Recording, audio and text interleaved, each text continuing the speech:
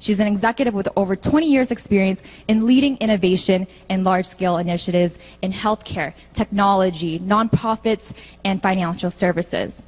In 2015, she was named Computer World's top 100 premier ITs.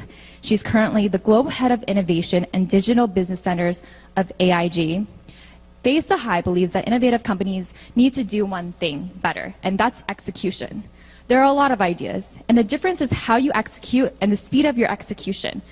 You can have a breakthrough idea for a startup, but that doesn't guarantee you'll be like Uber or Tesla. So please welcome to the stage, Faye Sahai. Thank you. Well, I want to first start off with a few questions for you. So raise your hand. How many of you are morning people? You're all here. That's great. How many of you are night owls? Okay, wonderful. And coffee's in the back. How many of you were here at Edge Talks last year? Ah, interesting. How many of you are students? And how many are others? Parents, supporters, colleagues? Wonderful. So I wanted to get a chance to talk to you. My name is Faye. This is actually in honor of my daughter. I am a daughter of two immigrant Thai doctors. I came from Thailand. I'm a wife of a serial entrepreneur in Avanish. I'm a mother of Alex and Michelle Sahai, who are in the audience as well. I'm also an Ascend board member, which is a Pan-Asian leadership group that is a national organization working with Asian American groups all across the organization.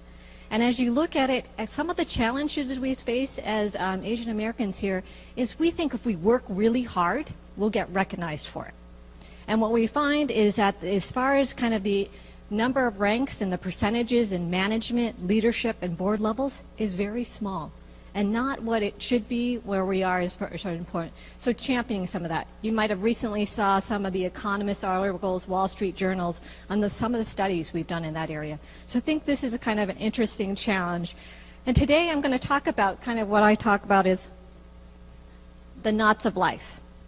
And what you can do, what I've learned on it, and that it's about the journey. And it's about the journey and where we're going and what we can do. And I first start off with, what are your values? Think about that is kind of your anchor. It's your compass point and where you're going. And because if you don't know what you stand for, you're going to fall for everything. And this day and age of a lot of opportunities, you really need to know what you want. What's really important to you? What motivates you? What keeps you inspired? What gives you a sense of fulfilling? So you may say, what values? So I'm just going to name a few values. So raise your hand if that's something that's important to you. Health, family, achievement, balance, spirituality. It could be being competitor and winning. Don't be shy. So it could be harmony, respect, serenity. And as you look at those are going to be your compass points. And it's an important part as you're kind of going in your journey. We're going to be given a lot of opportunities. And as you can kind of see the ethics, our integrity, what we stand for, I think it's even a more challenge for this future generation about what you value. Because when you do a mistake, it can now be shared on social media. It can live forever. It can be tweeted about. It can be taken pictures on. So you need to think with your kind of judgment about what your values are, what you want to stand for, and where you're going. So I think it's more important than ever for your generation. What I also learned, though, is my values changed as I grew older. So when I was younger, I was valuing achievement, success, title, career development, next college, grad school, and where I was going. And what I realized when I started a family is my values and priorities changed. And that may be for you as well. Where then I started trying to, it was really about valuing family, about friends, about relationships, about kind of the heart versus just the mind part of it. And as you look at it, who is in your circle of support? Who is there? Who is your champion? Who is your board of advisors?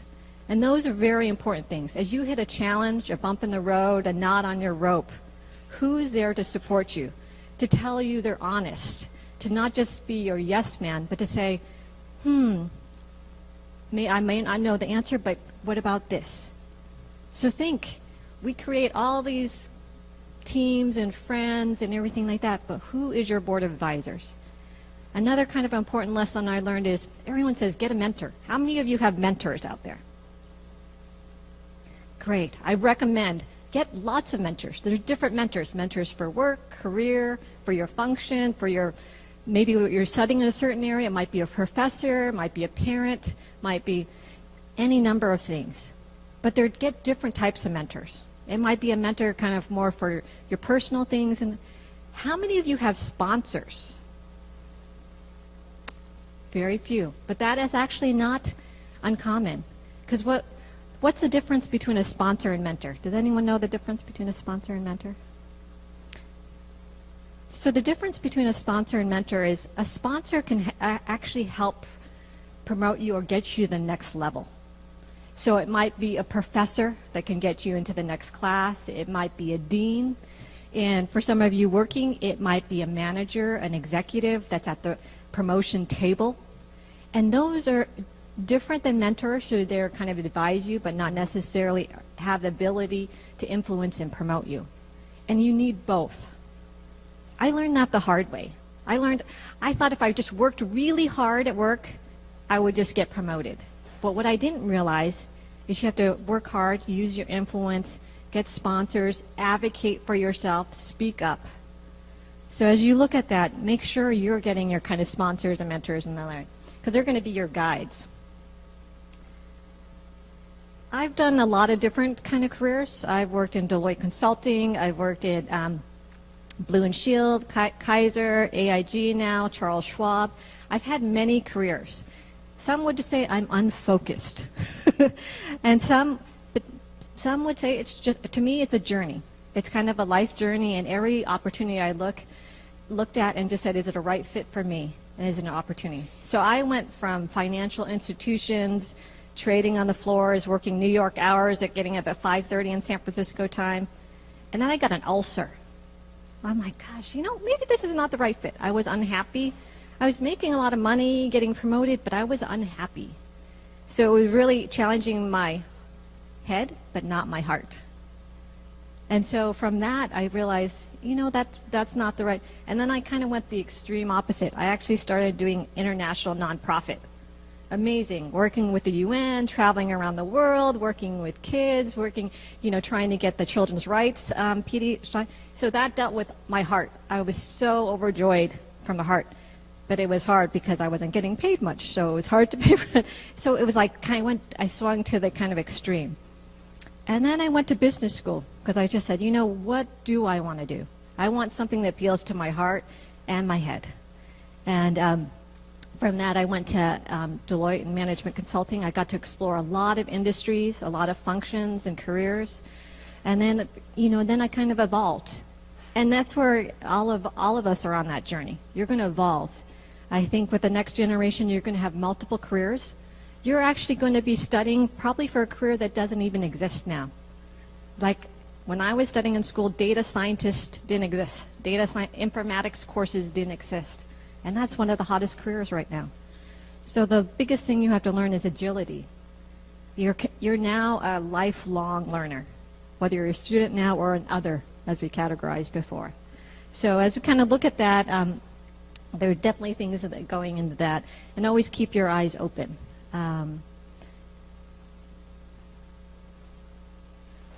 So one thing I wanted to say is the power of people and relationships. And so it was actually at this stage that I met a former panelist member, Gail Chen, who will be speaking right after me. And we met and got a chance to talk and kept in touch after. And when I started my AIG group, I had to hire a team of people, and her name came up. I would not have known about her passion for innovation, where she was going, all her experience from Genentech, if I had not met her at Ascend. So it might be interesting. You might meet someone here today that will be part of your future journey. So look at that and look at that opportunity. You'll meet old friends and make new friends. But they're all people kind of in your path. in kind of your journey. And I've just learned from that is that they'll refuel you. There'll be kind of opportunities. They'll share their learnings. Some people are going to come in and out of your life. Some are going to stay for a long time. With the power of LinkedIn, where we're going with Facebook and Instagram, you have even a more opportunity to expand your network. So I really encourage you to take the opportunities during break to get some insights from the wonderful host of speakers ahead, and to look forward to that.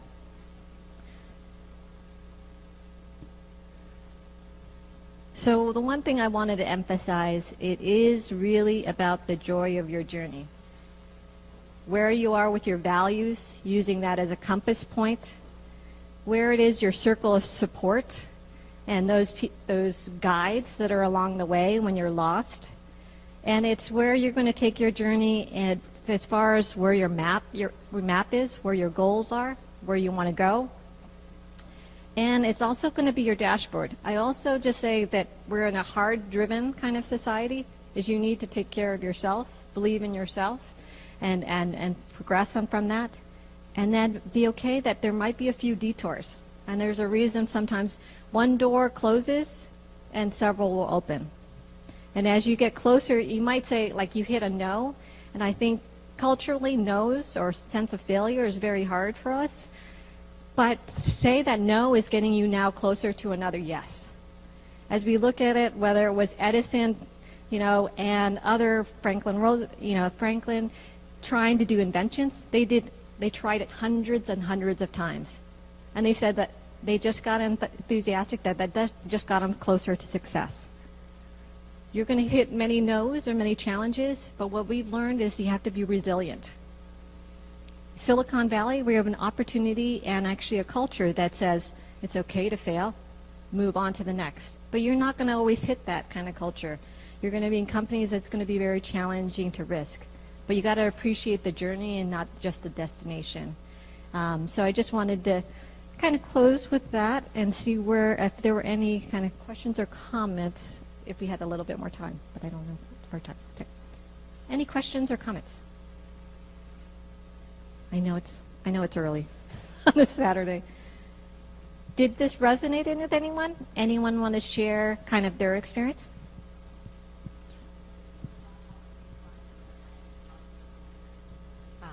Yes. How do you find a sponsor or mentor? There might be a sponsor or mentor right here in this actual audience, taking the opportunity to see someone you resonate with. So if you're in, say, a school environment, there might be a certain professor, a more senior student there with you that can advise you.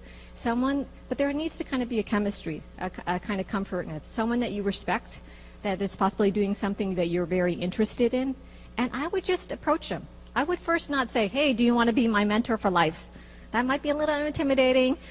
I would just say, I really enjoyed, what you talked about this, or your lecture on that, or how your management style is at work. Would you mind if I took you out to coffee, or we get a chance to talk, or 10 or 15 minutes just to connect together? And I think you just start on that just to see if there's kind of a right match. And it's kind of, and then as you evolve it, and then you figure it's a right match, then you ask. Sometimes it doesn't need to be a formal kind of like, will you be my mentor, sign this contract? It really is about that relationship of like, would you mind if I connected with you, periodically if I had a question or wanted to get your advice?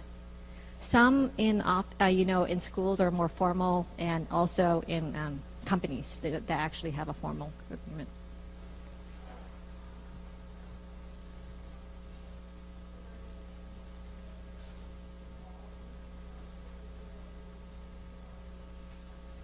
No, it could be very fluid, right? It starts as an informal mentor and then goes to a formal sponsorship.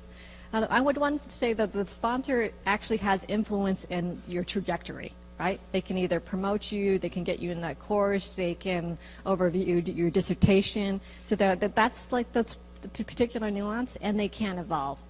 And I would just suggest that you network as much as you can. It could be through your alumni offices, you could be going to several events, networking, industry associations, things that you're interested in, and look at that. I think you find that most people are very open to meeting 10 or 15 minutes, and then you can evolve it from there into.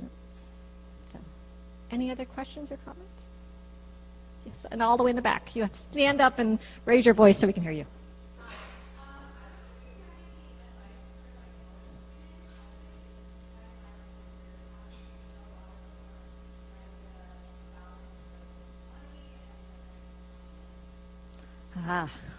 Yes. I think that it's such an interesting time, finding your path. I would actually lead with your passions, what you're really interested in, and see if there's something that kind of leads as far as kind of a career and match. I would definitely suggest doing informational interviewing with things that you think of are interest for you, whether it's through alumni, people that you don't even know, industry network groups. I would try those out. I would do internships. I would do quote-unquote shadow days, days on the job of like, could I just follow you for a couple hours and see what your work is like? And because interesting things I found is I had friends that, grew up saying, I'm going to be a doctor, maybe like Francis, right? Whether it's their parents or other. And then they get to the doctor point after years and years of education, they're like, ooh, this is not what I expected or what I wanted. So if you can do informational interviewing, shadow days, internships, externships, rotations, things of that, to try things out. And also know that you're going to have many careers. You might like this one time and not like it another time. You might like this company and not that company. But don't fault yourself. It's part of your journey. But I would definitely try and reach out and just go from there. Great question. Yes.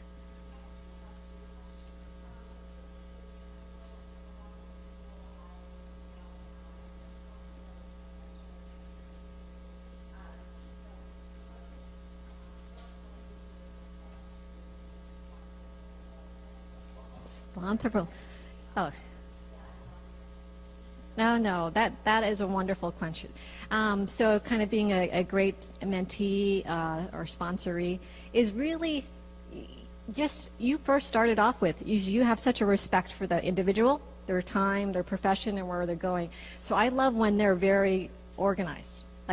And if they're very busy, it could be a simple email of a couple questions like, I'm really interested in Chevron and industrial engineering. Do you have any thoughts or connections or things I should look to, right? It could be as simple as an email, a text, kind of a quick note to them. But it's someone that's kind of really organized and kind of their thoughts is, I find, very helpful, right? It doesn't always have to be a meeting face-to-face. It could be a quick email. It could be, and part of it is setting up the expectation from the front. So do you want to meet quarterly, monthly? Is it just a quick call or just infrequent emails, and getting that expectation of how they want to relate up front. But you had a second question. Okay. And the last question, I'm sorry.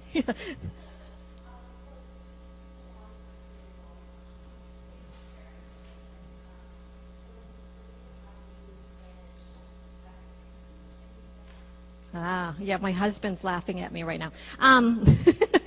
So right now, how do I manage it? I'm going to be totally honest. To me, that is a big journey. That I've kind of thrown out the word balance and tried to say navigate, and that it kind of to be honest, I actually end up getting less sleep. So I try and fit everything in. I try to be the superwoman, and it doesn't work. But it's trying to figure out where your goals are, priorities. Asking for help, getting support from others, but I definitely know that's a challenge for me, and I think it's a real opportunity for all of you. But I think it goes where your values are, and kind of honing and staying to that. So definitely a challenge. Great. Well, thank you so much for the great questions in the audience. I'd love to.